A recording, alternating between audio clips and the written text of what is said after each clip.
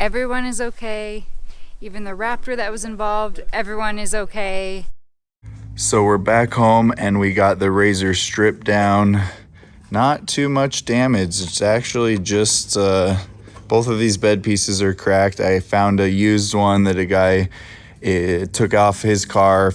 I did throw a new air filter in as well as a fresh Polaris belt. So we may go riding this weekend if I can get this bed in real quick. You have to unbolt the whole cage because it kind of slides up over these cage mounting points right here. So kind of a lot of work, but the taillight section didn't get damaged.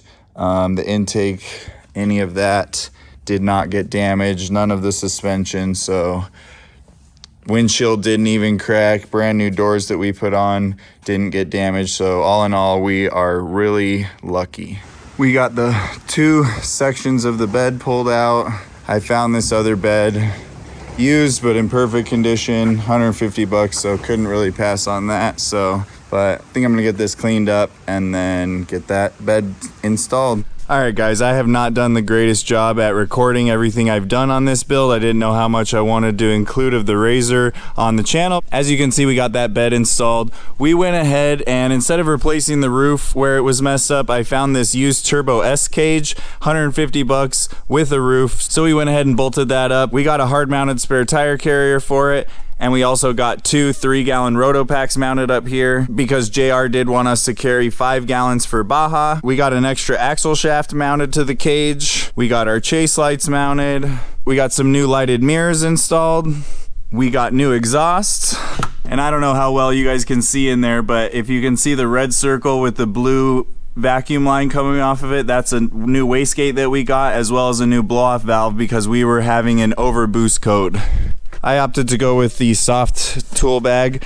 It's just a little bit easier to get out with the spare tire being mounted so low. And then we also run a soft cooler in the back. We also did a full Turbo S body swap. So a whole front fascia, new hood, whole new dash. We'll check that out in a second. We got fang lights that are wired up to a switch. I think it turned out so nice. I don't know how much of this you guys saw before, but we have the 2016 model, so we had the speedometer that was in the middle. So we went ahead and got all the Turbo S stuff and got it swapped over. The dash was actually plug and play. We have an iPad mount here so we can run lead nav. We have our radios, all of our switches. We also did a quick release.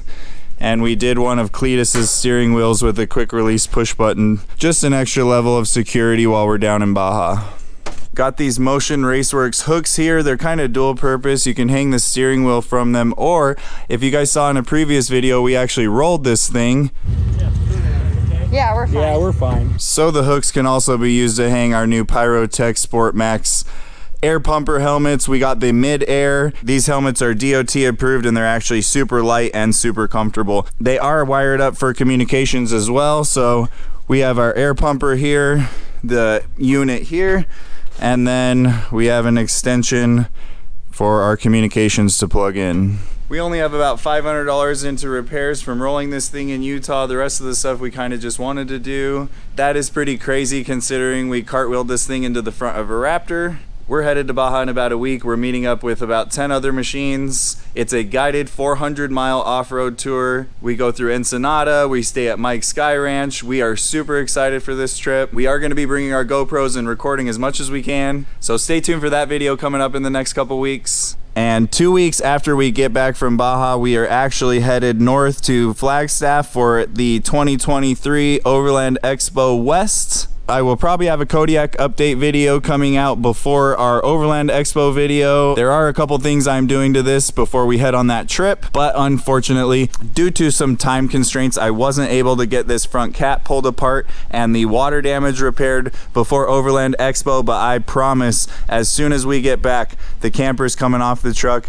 This is all getting repaired, so stay tuned for that upcoming content. But thanks so much for being here and following along. We really appreciate it. Make sure you like this video if you want to show us some support. Subscribe if you haven't already. We'll see you on the next one. Later, guys.